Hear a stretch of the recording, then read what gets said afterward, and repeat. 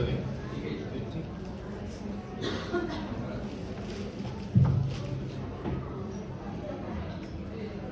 Bueno, hola a todos. ¿Se escucha? ¿No? Hola, hola. Ahí, ¿se escucha mejor? Bueno, yo lo primero que quería decir era en relación a la convocatoria en el flyer, bajo trama, se leía momento de concluir, ¿no? Entonces me quedé pensando un poco en eso del momento de concluir y un poco quería arrancar por ahí.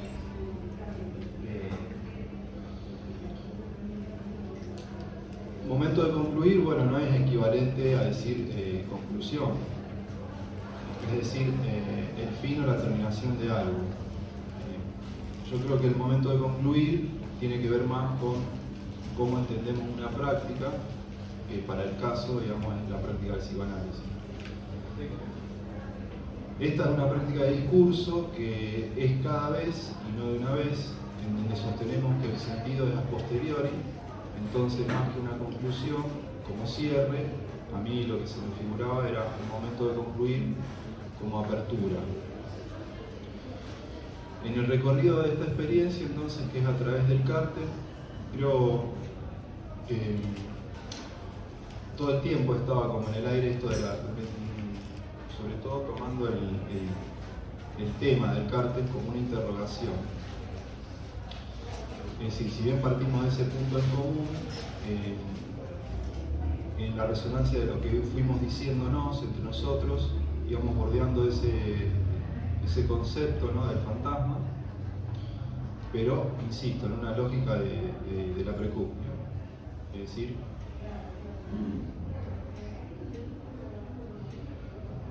voy a tomar una cita de Lacan.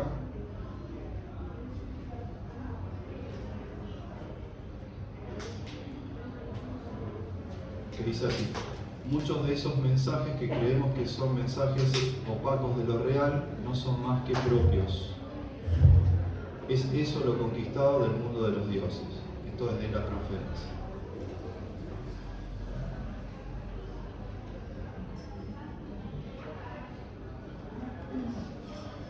Bueno, después tomo otra cita de Lacan también, del seminario 6, que plantea lo siguiente refiriéndose al grafo del deseo. Está el piso superior del grafo y en la línea de abajo ustedes tienen el discurso elemental de la demanda, el que somete la necesidad del sujeto al consentimiento, al capricho, a la arbitrariedad del otro como tal. El discurso del otro tiene así el poder de estructurar la atención y la intención humana dentro de la fragmentación significante. Esta es la primera etapa, la primera relación con el otro.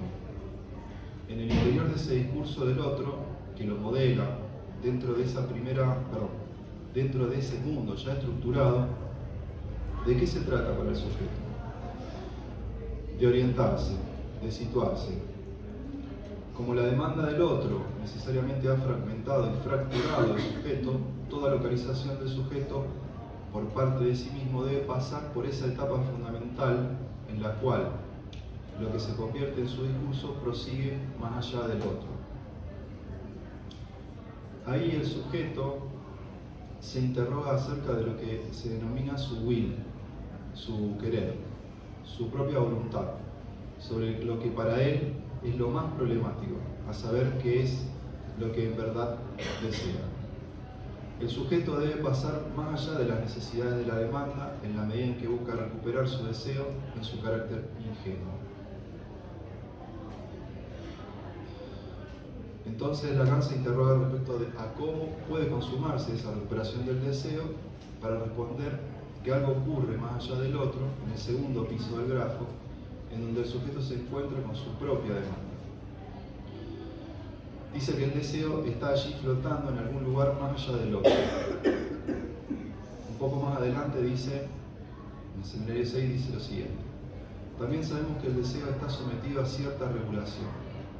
Aquí nos la representa su cota de fijación en la línea de regreso del mensaje inconsciente parte en dirección al mensaje del otro en el plano imaginario. A medio camino, esa línea se detiene en el fantasma, ya que el fantasma es lo que regla la cota de fijación del deseo, lo que determina su situación. Bueno, un poco extensa la cita, pero bueno, la traía por lo siguiente, justamente lo que decía al comienzo, es decir, en relación al tema de nuestro cárter, fantasma y causación del sujeto en la clínica con niños y adolescentes. Si el fantasma es lo que arregla la armadura de fijación del deseo, lo que determina su situación, entonces el concepto de fantasma nos permite a nosotros como analista orientarnos en relación a qué dirección tomar cuando trabajamos con pacientes tan jóvenes. Lacan dice cota, ahí en el seminario 6. Cota hace referencia por un lado a una armadura con la que antiguamente se cubría el cuerpo para protegerlo, y por otro lado a la vestidura de los reyes de armas. Si entendemos la noción de fantasma como una estructura simbólica imaginaria que no un real, el fantasma es entonces una estructura estable en la constitución del sujeto, es decir, de una relación específica que tiene el sujeto con el objeto en su estatuto de causa de deseo. Lo digo de otra forma. Si la noción de fantasma tiene, por un lado, una lógica y por otro, una gramática, una lógica que responde a las relaciones entre elementos, sujeto, objeto, conjunción, disyunción, alineación, separación, y una gramática que nos pone en la pista de la escrituración del objeto A, de ese real, de ese objeto que cae por efecto del encuentro entre el sujeto y el otro.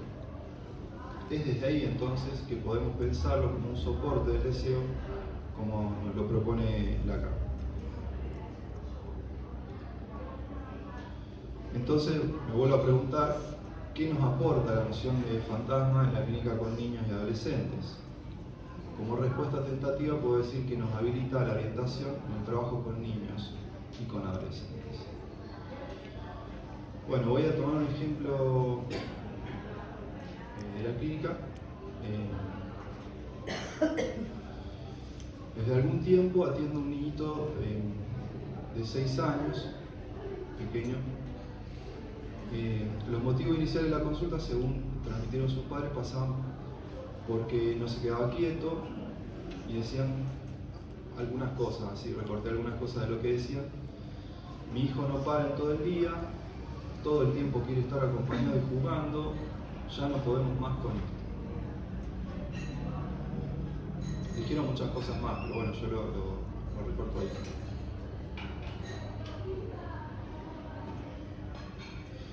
Bueno, tal cual, o más o menos tal cual lo habían transmitido los padres en la entrevista, bueno, al comienzo del trabajo con este niño, digamos que no era, digamos, el trabajo no era sentarse en el piso a jugar, efectivamente no se quedaba quieto en ninguna parte y me hablaba de muchos personajes que en principio no conocía.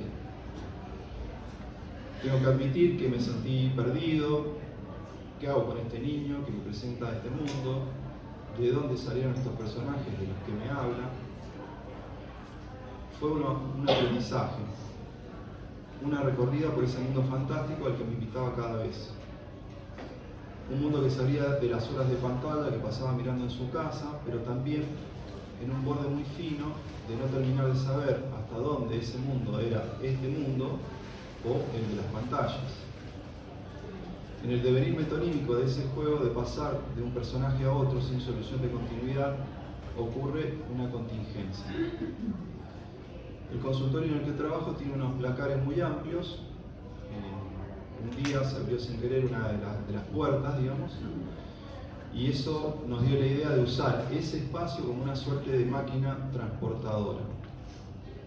A partir de ahí, el juego comenzó a tener puntos de referencia, pero sobre todo la posibilidad de armar una ficción en donde él y yo ingresábamos a la máquina para transportarnos a otro mundo y cumplir una misión, y una vez terminada la misión, también terminaba el juego. O sea, esto lo digo de otra manera, o sea, como que durante una X cantidad de tiempo el trabajo era como que a mí se me hacía como muy difícil, ¿no? Porque íbamos de una cosa a la otra, como muy desordenado, muy caótico, hasta este momento en donde el juego empieza a tener como algunas referencias y sobre todo se podía comenzar y terminar.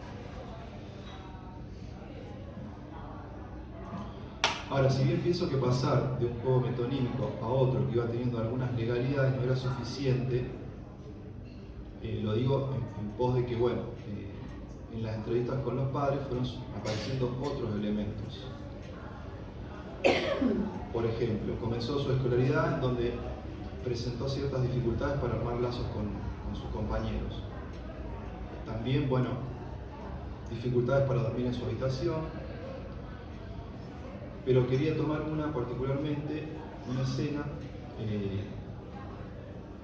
que me cuentan los padres que decían que se repetía.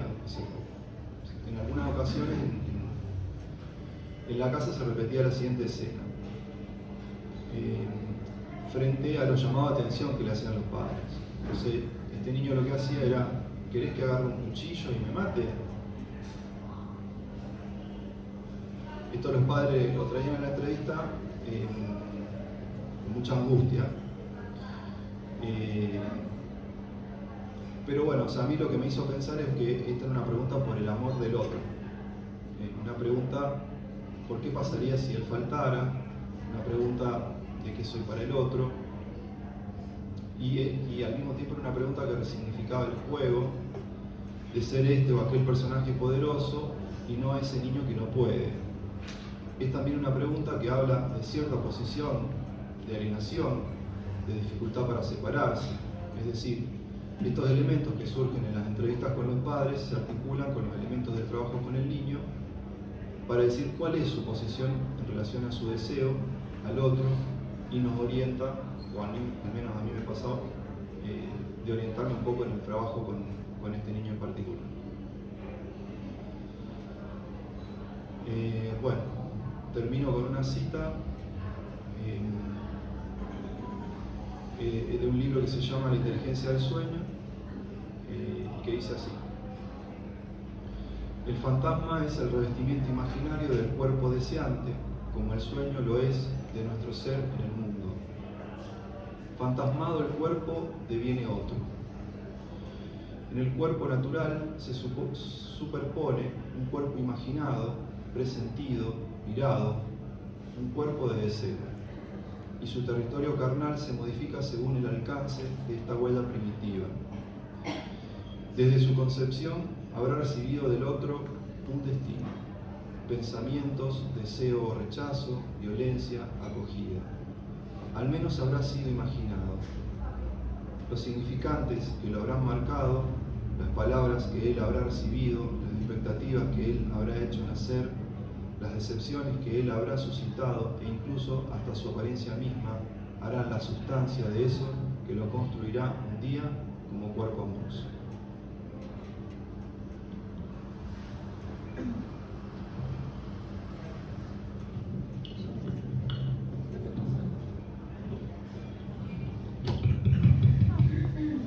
Antes de que arranque Soledad, quería agregar que el +1 del cártel es Hugo Melfi, que olvidé mencionarlo. Que hoy sí está. Sí, bueno, ahora entonces le damos paso a Soledad. ¿Ahí se escucha? ¿Sí? Bueno, yo le puse título. Sí. Entre el lugar del ser y la palabra.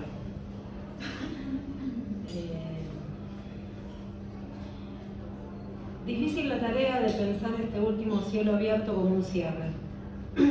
Haber atravesado estos 2 años en este cártel del fantasma, como de forma abreviada suelo llamarlo, ha sido un recorrido arduo y difícil por momentos, con instancias de fuga, con sentimientos de sentirme perdida y sin rumbo, con sensaciones de desconcierto y desencuentro también. Bueno, acá solo agrego que esto, a partir de que el año pasado se fue una de las integrantes, bueno, después costó reorientarse. Pero bueno, pudimos. Realizando una relectura de mis trabajos anteriores con la intención de encontrar un orden al meollo de conceptos, como en una escena caótica que espera la contención de bordes, me pregunto si es posible conceptualizar el fantasma en pocas palabras y en pequeños párrafos. En ese intento pareciera que se corre el riesgo de perderse en el sentido de caos, de límites no fijados, de bordes no establecidos. En el último tiempo de trabajo en el cártel, intentando salir de esta sensación de sentirme perdida, algo que persistía, me emerge la pregunta sobre el lugar. No como algo azaroso, sino a partir de determinadas escenas o momentos en la praxis. ¿Es posible o bien se puede pensar la cuestión del lugar en relación al fantasma o fantasmática? ¿Cómo yo pienso esta cuestión o cómo la visualizo? En realidad voy a tomar tres, no son recortes de la mía, son tres pequeñas escenas, si se quiere, donde a mí me aparece esta cuestión del lugar y me insiste y creo que la llevé en muchas reuniones y también lo trabajamos con el +1. Paciente que repite e insiste en que no se siente parte en la familia ni tampoco con sus pares. Es decir, no haya un lugar, no puede sentirse parte en el espacio al estar con otros. Esa es la primera escena, o el primer recorte. La segunda, otra paciente que insiste en decir que en su infancia se las arreglaba sola, ya que la atención estaba puesta en su hermano. Al abrir el espacio de trabajo conmigo, le da mi número telefónico a más de una persona sin decírmelo. Es decir, está dispuesta a ceder y ofrecerle a otros este espacio nuevo que recién abre. Luego, con esta paciente insistía en muchas otras cuestiones, esto del lugar. Pero después se me hace imagen esto de ella no tomar posesión del lugar, más que leerlo lo voy a decir. Yo estaba atendiendo a otro paciente y me acordaba que ella tenía que venir y no tenía justo en ese momento un tiempito. Estacionan el auto en un lugar y yo estaba como preocupada porque ella tenía la sensación de que ella iba a venir, iba a ver el lugar ese ocupado y iba a seguir de largo, como que iba a dar vueltas. Entonces cuando llega, le pregunté si estaba el lugar ocupado y le aclaro que en el caso de que si algún día viene y ese lugar está ocupado, que puede estacionar al lado, que había lugar al lado. Y esta aclaración y esta cuestión del lugar después se trabaja ahí en la sesión. Después de esa sesión ella, algo que no sucedía, siempre si me tenía que reprogramar un turno inmediatamente, digamos, se reprogramaba en la semana, pero está como 10 días sin venir. Y después de esa imagen de, bueno, si no tenés lugar, acá tenés lugar. Y cuando vuelve aclara que le había costado mucho volver, digamos, después de esa ausencia de 10 días. Bueno, ese sería el segundo recorte, digamos, y el tercero, paciente en los inicios de su adolescencia, que no puede hacer circular la palabra, darle lugar a su voz al compartir espacios con otros, con sus pares, no puede hacerle lugar, hacer oír su voz. En este caso se me evidencia aún más la cuestión del lugar, cuando en sesión, usando bloques, hago también la aclaración acá. Primeramente con esta paciente, ella puede hablar en sesión, en un primer momento del trabajo se hizo un uso de palabras, se circulaban palabras para después con eso armar poesías, y luego eso ya había tenido su lugar, y yo incorporo los bloques, que uno trabaja con niños, pero no solo para como una cuestión de relajar el espacio y que uno haga uso de esos bloques mientras habla. Pero a mí se me viene el factor de la sorpresa porque yo, mientras estoy armando, sin mirar lo que armo incluso, veo la pieza y me doy cuenta que armé prácticamente el juego del Senku. bueno, eso como que a mí no sé, me sorprende verme con ese juego. Y entonces, bueno, acá sigo leyendo, le marco, digamos, le comento a ella de ese juego y si ella lo conocía, cosa que no lo conocía, y le digo que incluso en la otra sesión lo voy a traer para usarlo, para mostrárselo. Entonces, bueno, me aparece este juego del Senku, juego donde hay un lugar vacío sobre una superficie llena, y para llenar ese espacio vacío se debe vaciar el resto de la superficie. Al encontrarme con la imagen del Senko construida en bloques, me invade el factor de la sorpresa y paso a hacer circular el interrogante sobre la elección de su lugar en el aula y la elección de los objetos en el espacio de su pieza. A mí, al encontrarme con el Senku, en realidad me lleva una supervisión donde se había trabajado esta cuestión del lugar, de ella en relación con sus pares.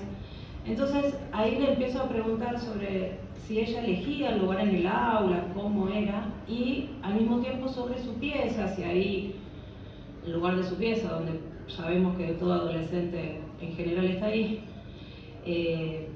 a indagar sobre ese espacio. Ahí me noticio que en realidad esa pieza no estaba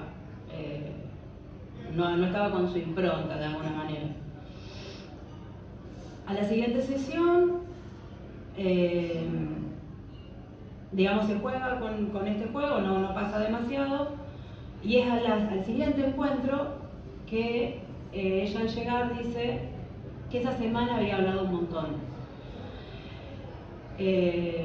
Después vino un impas por vacaciones y volvió el silencio, digamos, no fue tan... pero bueno, algún efecto produjo esto. De todas formas tengo muchas preguntas, recién se está trabajando, pero también es el Senku lo que a mí me habilita más, cuando me aparece esa imagen, a darle más lugar a esta pregunta sobre el lugar, valga la redundancia. En el trabajo con mis compañeros de Cártil, con E+1, he intentado retrabajar esta cuestión y hacerle lugar a esta pregunta que me retorna bajo la forma de imágenes. Voy a partir de la definición que da Freud del aparato psíquico, que dice: admitimos que la vida anímica es la función de un aparato al que atribuimos extensión en el espacio y montaje en varias piezas. Nos lo representamos entonces a la manera de un telescopio, un microscopio. La idea de psiquismo como aparato está ligada a la idea de localización, de lugar, de espacio, de proceso, de funcionamiento, de sistema, de modelo. Freud habla de un carácter extenso del aparato. Este supuesto tiene que ver con la localización. Psiquis es extensa. ¿Es posible entonces pensar la noción de lugar como localización psíquica, localización anímica, localización del cuerpo, de lo corporal, localización de lo que se dice, del oído? Acá hay palabras prestadas de la izquierda. Y puede esta noción revelarnos o aproximarnos a algo del orden de la orientación del ser en relación a qué lugar quiere tener el sujeto para sí mismo y para los otros. Y acá tomo un párrafo de Lacan, que algo de esto también lo trajo Seba. Toda localización del sujeto por parte de sí mismo debe pasar por esa etapa fundamental en la cual lo que se convierte en su discurso prosigue más allá del otro. ¿De qué se trata para el sujeto? De orientarse, de situarse, de interrogarse acerca de lo que se denomina su querer, su propia voluntad, sobre lo que para él es lo más problemático, qué es lo que en verdad desea. Bueno, y vuelvo porque vuelvo a este último recorte de esta nena que si bien vino en esta sesión a decir que habló un montón, ahora vuelve, digamos, a no poder hablar ahí entre sus pares. Y entonces quería traer un párrafo que es de la Enciclopedia de Psicoanálisis de Kaufmann sobre la palabra. Solo la palabra se hace posible venir como sujeto. Hablar supone un detrás de palabras disponibles y comunes a los seres hablantes, la lengua, en el que la palabra reposa y se funda. Esta lengua es la que necesariamente hemos oído, proviene del otro, y a cada sujeto le corresponde tomar en ella apoyo y lugar, a fin de conjugar su propio ser y su propio cuerpo. Las palabras, los símbolos introducen un agujero, un hueco, gracias al que todo tipo de pasajes son posibles. Las cosas se vuelven intercambiables. Ese agujero en lo real se llama el ser o la nada. Ese ser y esa nada están vinculados al fenómeno de la palabra. Esto es de Lacan, de los escritos técnicos, donde también en los escritos técnicos Lacan habla de la función creadora de la palabra y dice que toda palabra tiene siempre un más allá, sostiene varias funciones, envuelve varios sentidos. Este más allá es siempre otra palabra más profunda. Y para terminar, que bueno, de esto me notició Hugo de Alejandra Pizarnik, un pequeño texto que se llama La palabra que sana. Esperando que un mundo sea desenterrado por el lenguaje, alguien canta el lugar en que se forma el silencio. Luego comprobará que no porque se muestre furioso existe el mar, ni tampoco el mundo. Por eso cada palabra dice lo que dice y además más y otra cosa. Y listo.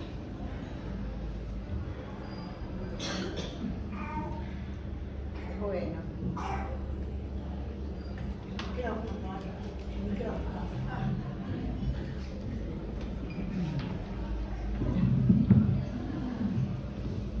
¿Se escucha?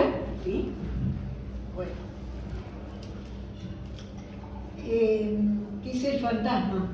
Lo primero que podemos decir rápidamente es una respuesta que el sujeto se da a la pregunta enigmática por el deseo del otro. Hacen falta tiempos para armar el fantasma. Se necesitan 3 pasadas de escritura, 3 momentos de incorporación de la falta, operatoria de 3 letras de las que hay que disponer. Hacer del fantasma, de su construcción y de su recorrido, el eje de la cura analítica es lo que orienta la cura.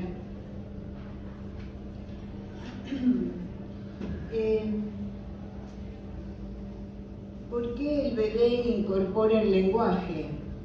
Por vía de la función materna, vehiculizadora del campo del lenguaje, desdoblado como campo pulsional.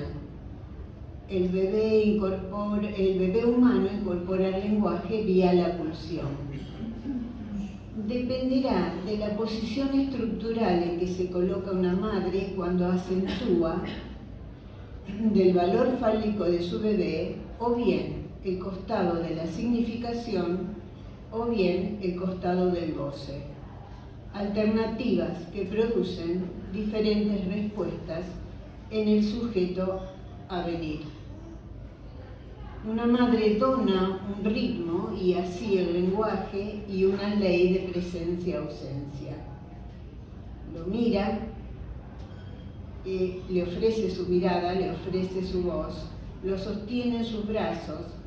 Entonces nos remitimos a las pulsiones escópica, invocante, pulsión anal, la del tono muscular.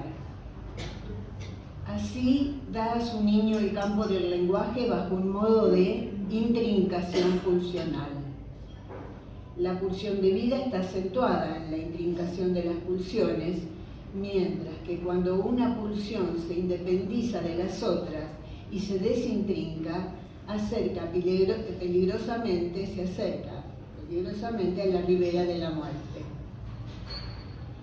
La adquisición del uno unificante se adquiere fundamentalmente en el estadio del espejo, que enseña que la unidad corporal está alienada al otro.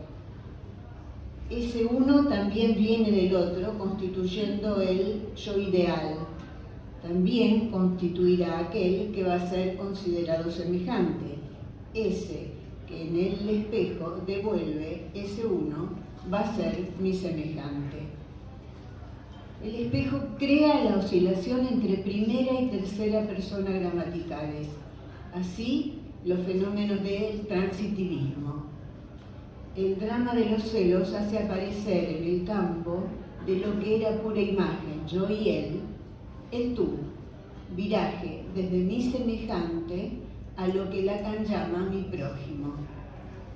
Este provoca los celos goce formadores de un nivel del objeto, la cara imaginaria del objeto, señalizándolo y haciendo deseable el objeto.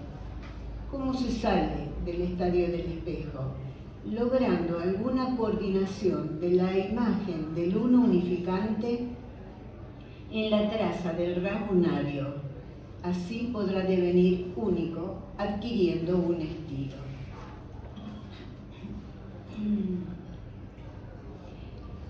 La escritura temporal de las tres identificaciones del nombre del Padre, real, simbólica e imaginaria, es función del lugar ocupado por el sujeto en el deseo del otro. Es del sujeto por venir. Es del carácter de ese deseo, de su intrincación con el amor y no solo de su mera existencia que depende la correcta escritura de las tres identificaciones. El sujeto está tanto significado fálicamente por el otro como gozado fálicamente por el otro.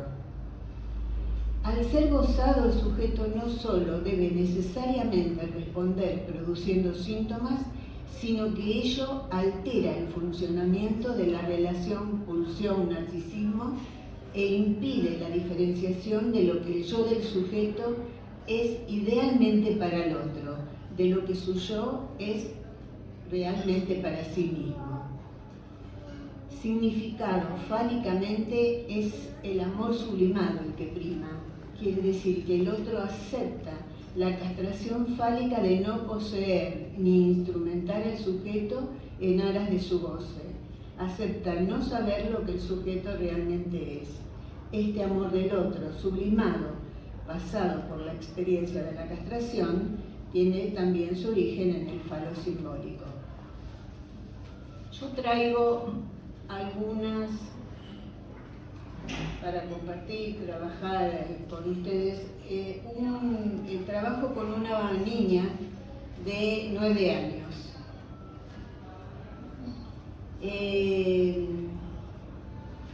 Ella es la mayor de 2 hermanas, es la mayor. Su nacimiento, donde hubo sufrimiento fetal, quizás produjo algunas consecuencias que plantearon dificultad para su conformación fantasmática. Trabajamos desde antes de la pandemia, en el consultorio. Durante la misma continuamos en forma remota, con videollamadas, y volvimos a retomar últimamente la presencialidad.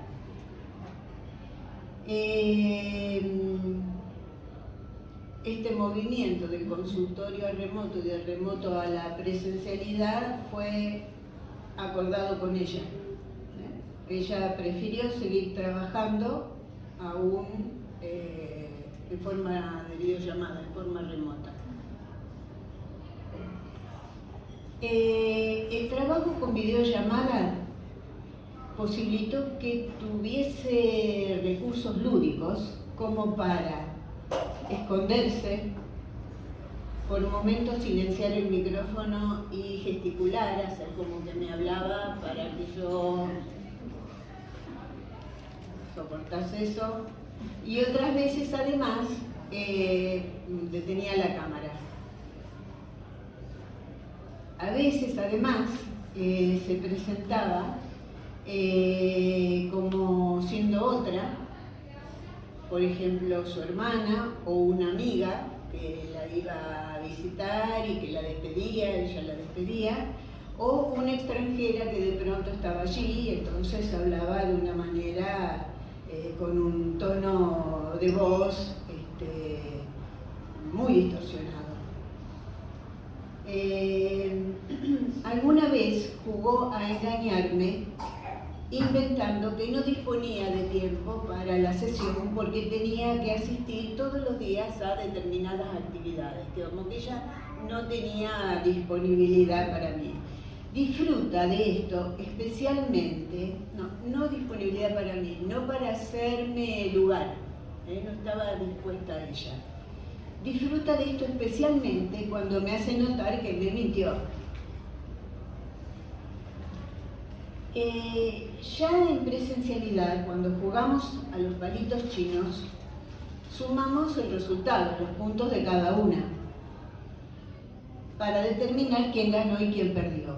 Esa vez había ganado yo, pero luego ella, además de decorar la hoja, es decir, no le importa quizás el resultado, desconoce. Entonces luego hace sumas y restas. Suma ambos resultados y luego resta ambos resultados. Por lo tanto, no significa nada, digamos, ¿no? Desconoce el juego, digamos, ¿no? En todo caso, hace una operatoria como sin sentido, sin valor, pero muestra que suma y que resta. Lleva el mismo número. Queda vaciado el cálculo, el objetivo hace un cálculo mecánico. Deja de lado la pérdida. Cuando ante una hoja ella prueba los colores, las ceras pastel nuevas, no dibuja nada, dice que está probando. Y cuando hace un arco iris, hace algunas rayas y dice que es un arco iris, le apunto, le muestro un arco iris en el celular y le señalo diciendo que faltan colores. Entonces ella completa y agrega los colores que faltan. Transcurriendo determinado tiempo de la sesión, se vuelca, se tumba sobre la silla. Se siente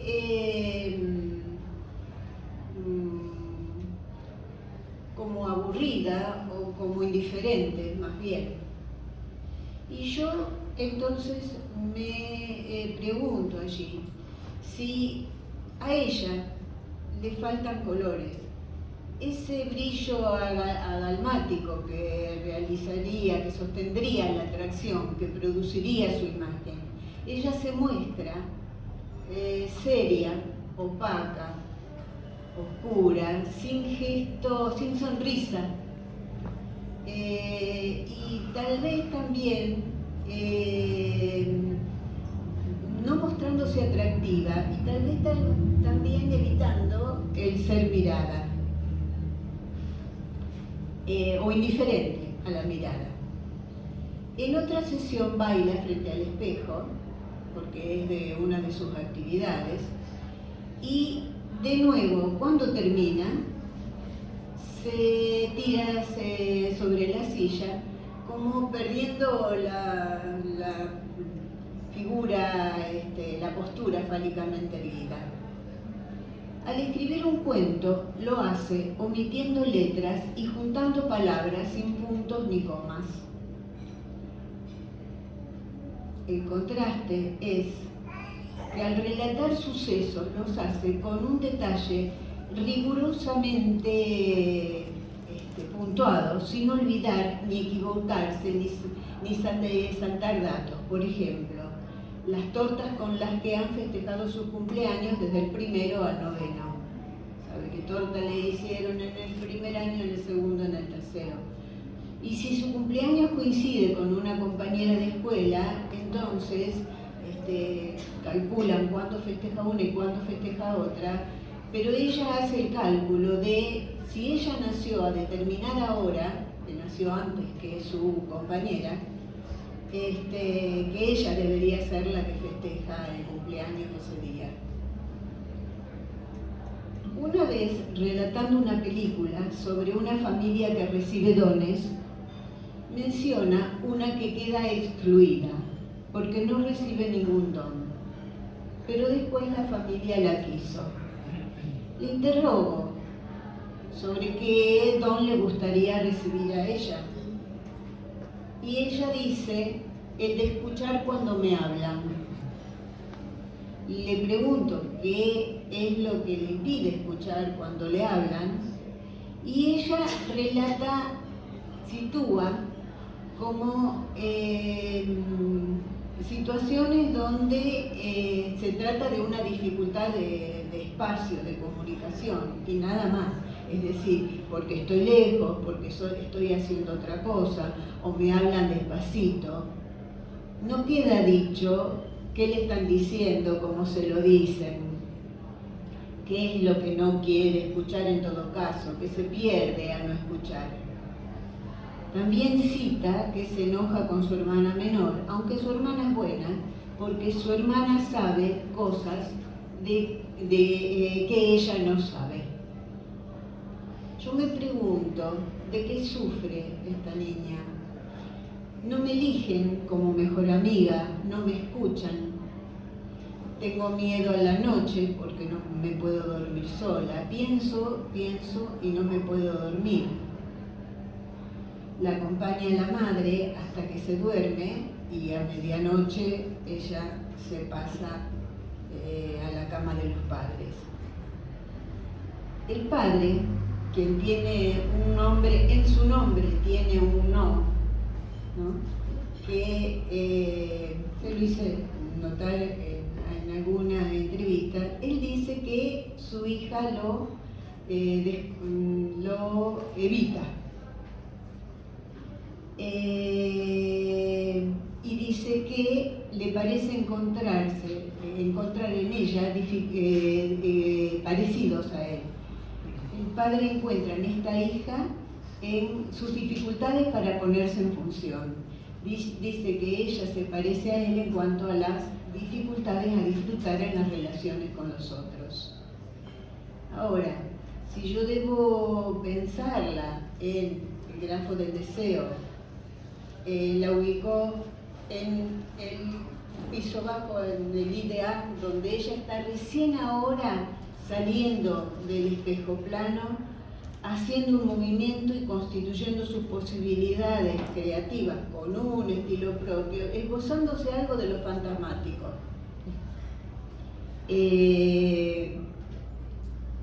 Bueno, dejo acá y conversamos.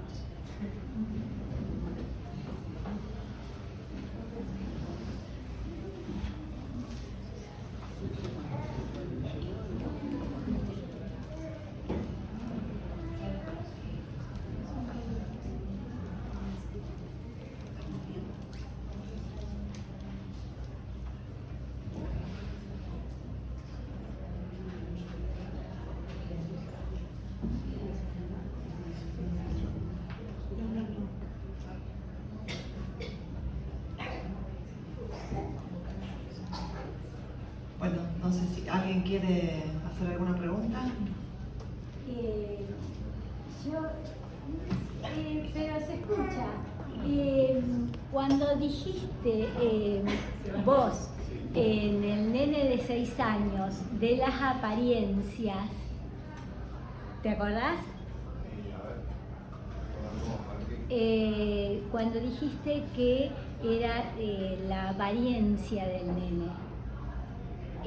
Ahí me quedó pensando que era lo de la apariencia. Sí, dijiste. Sí. En un momento situó. ¿Y las apariencias? Sí, la apariencia del nene.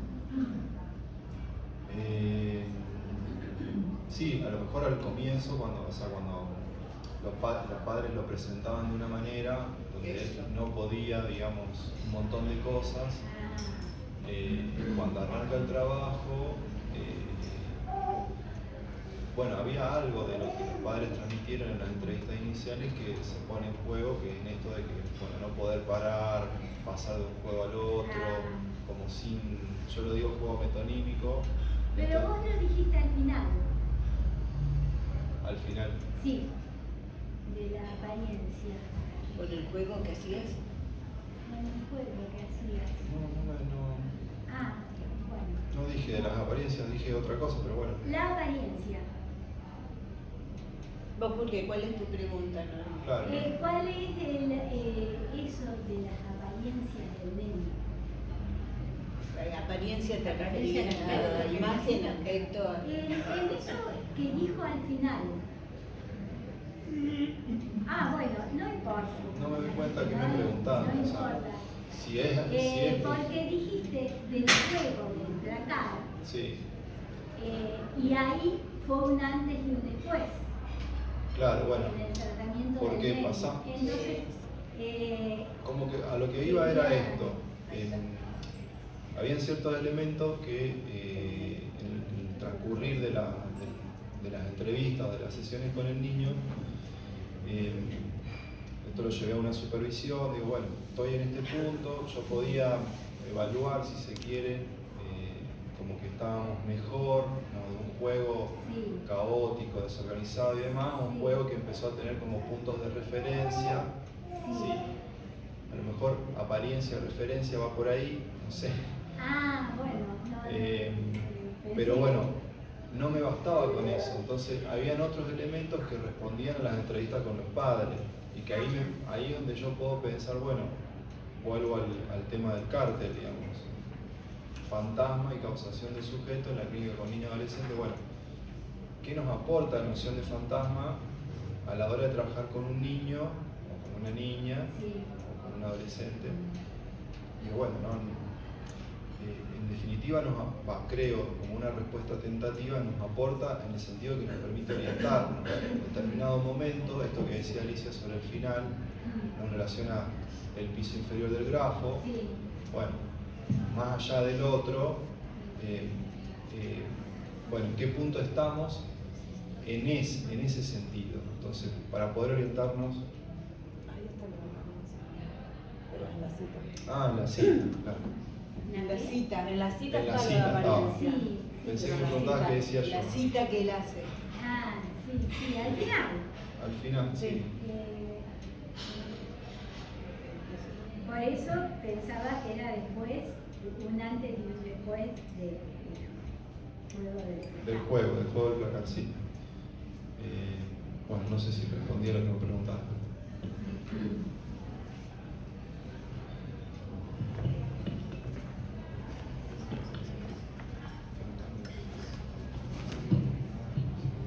Sí, la pregunta, les pregunto por el fantasma de los niños. Uno diría, que una duda mía, me pregunto, ¿sí?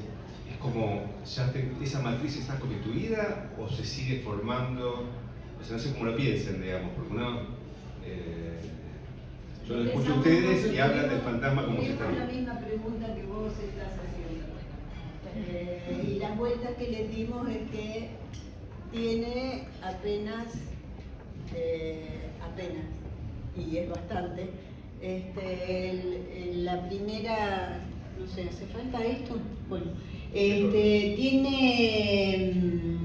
se termina de conformar en la adolescencia, no podemos forzar ni esperar que en la primera vuelta edípica eso esté conformado. Sí, en la segunda. Pero sí tienen que aparecer cuestiones en los que uno pueda pensar en qué lugar fantasmático está ubicado en relación a los otros, que es lo que me parece que, bueno, traigo con mi trabajo y también Sebastián, que es de la primera, digamos, vuelta edípica, ¿no? No sé si quieren decir algo más de lo que hemos pensado, porque lo hemos pensado mucho eso.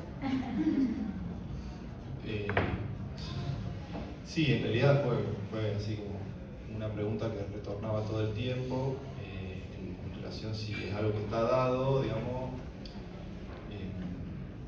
y como una respuesta tentativa que nos fuimos dando fue también que es algo que se va construyendo, que se va armando. Yo lo decía ahí en esto que traía de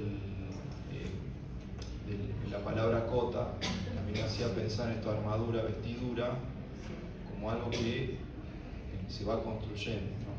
Entonces, en ese sentido, el fantasma, o la noción de fantasma, bueno, la podemos pensar leyendo a Lacan, pero también cómo la pensamos a la hora, o sea, yo en realidad no la pienso a la hora del trabajo, estoy trabajando con el niño o con la niña, en todo caso lo pienso después, no sé, en un cártel o en una supervisión, o releyendo algo de las notas que pude tomar, pero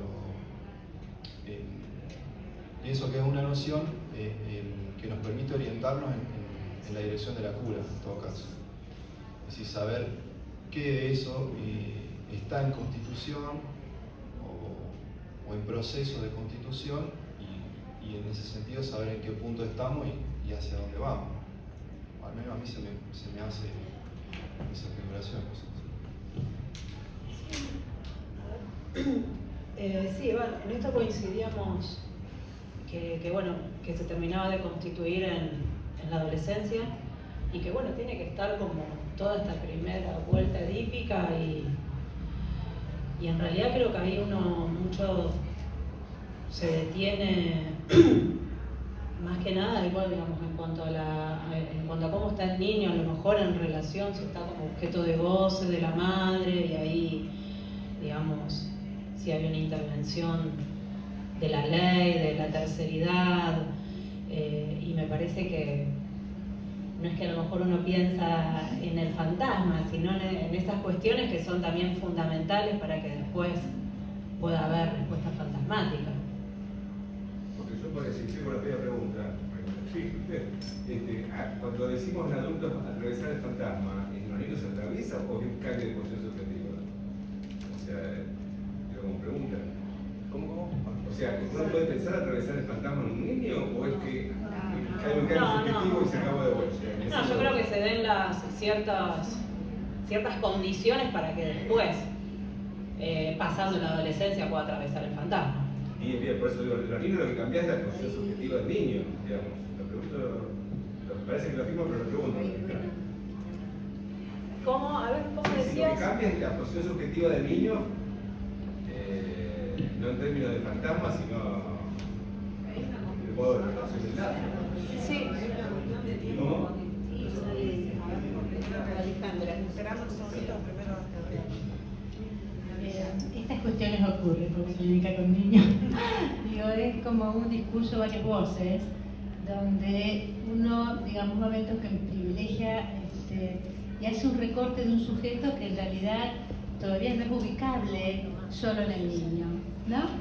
Un sujeto que es el recorte de esos discursos y que en algún momento el niño tiene y va tomando su propia voz, ¿no?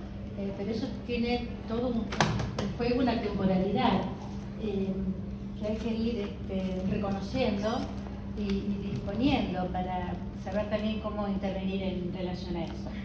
Y yo me pregunté por esto que vos traés, la pregunta del niño en relación a sus padres respecto al amor. ¿Querés que agarre un cuchillo y me mate? ¿No? Esto que, bueno, no es tan novedoso, quiero decir, se escuchan estas cosas en el discurso de los niños como soy la peor mamá del mundo, me voy de esta casa, soy la más mala de todas. Bueno, pero a mí me hacía un poco, digamos, de cierta inquietud el pensar, ¿hubo alguna respuesta del papá? Vos preguntaste respecto a si en ese momento el papá dijo algo. Eso.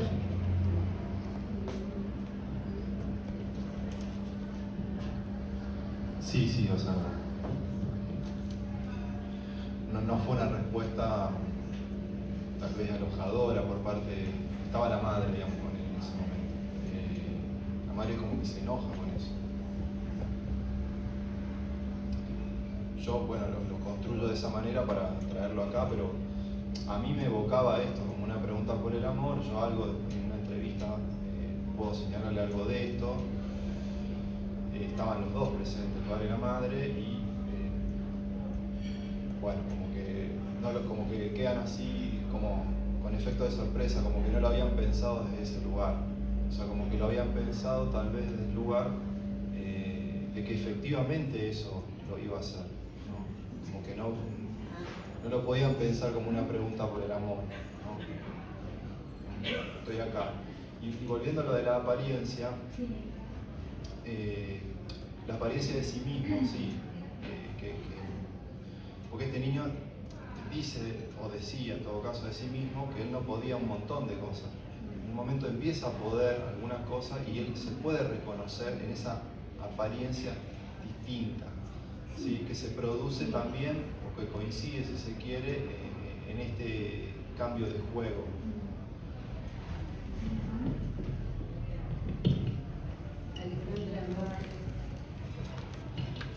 Escribió un poquito, pero bueno.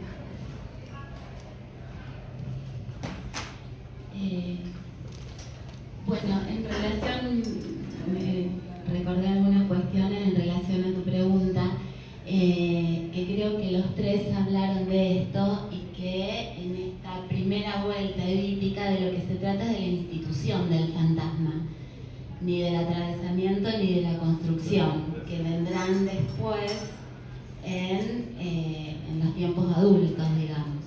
Y también acuerdo con que es en la adolescencia en donde podemos hablar de que hay algo del orden de lo instituido realmente fantasmáticamente.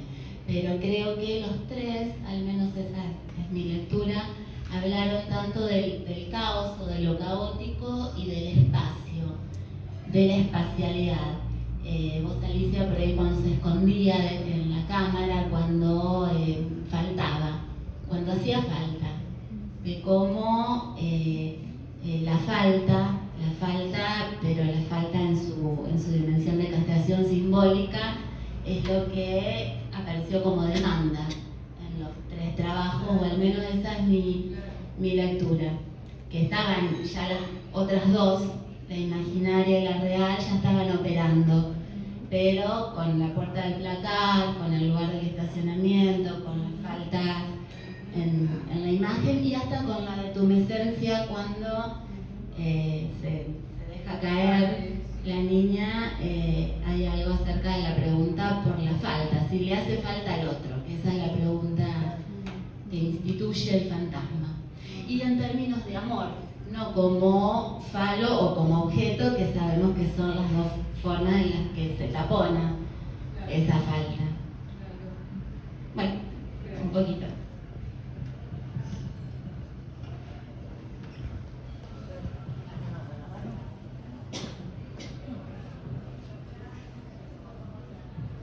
¿Alguna otra pregunta?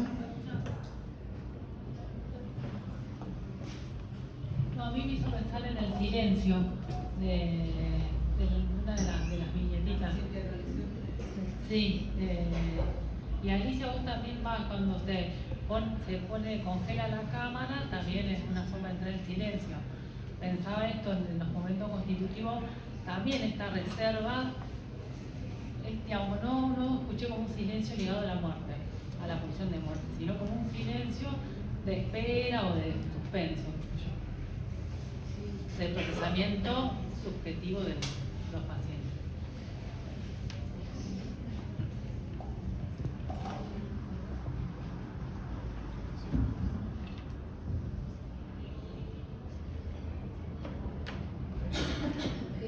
El manejo de la cámara y del micrófono le daba un cierto poder de sustraerse.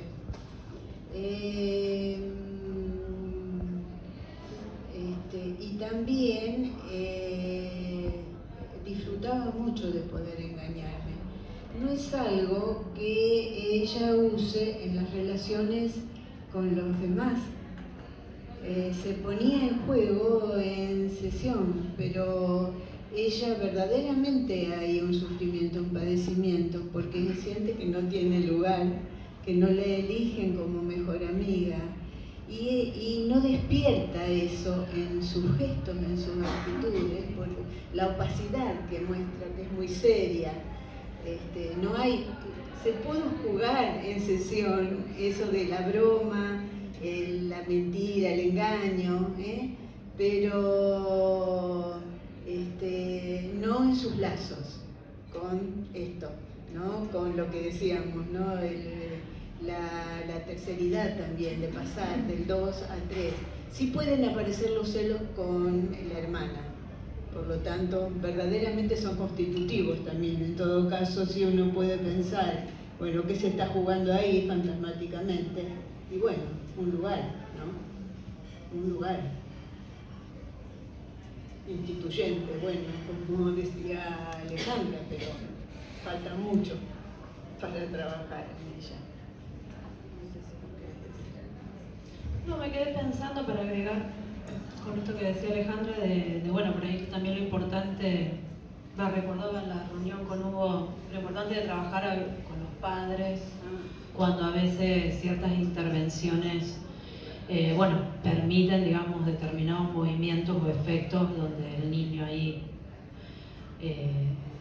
a veces puede cambiar de posición o de lugar. Recordaba cuando hablábamos, y esta versión en el caso que yo había presentado la vez pasada, que Hugo hacía esta lectura de cuando yo le sugiero a la mamá que pueda cuidar a su otro hijo que era chiquito, y bueno, que Hugo hacía esta lectura como, bueno, no lo goces tanto, digamos, tenés otro hijo, y cómo eso, digamos, permitía sacarlo a él un poco de ese lugar de objeto de goce de la madre. Pero bueno, esto como también ahí, que es importante, esto también ahí el trabajo con los padres.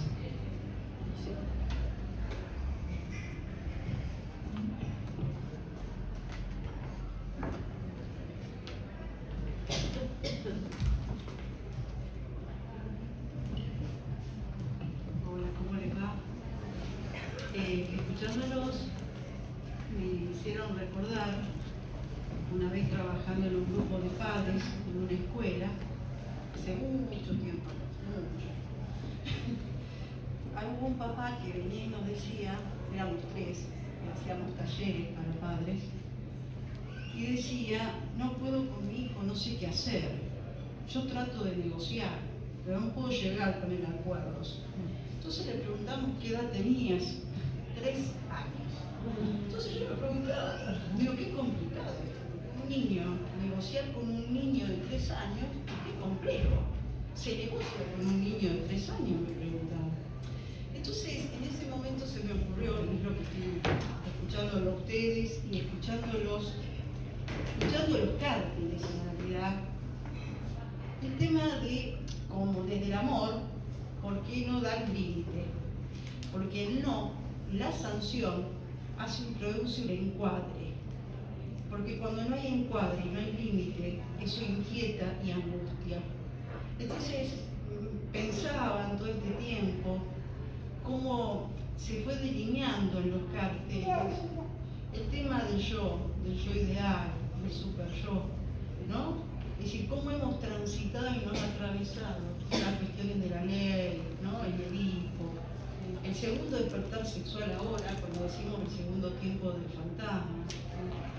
Bueno, quería hacer un poquito ese recorrido como pregunta, además, que nos fue atravesando en estos hasta ahora.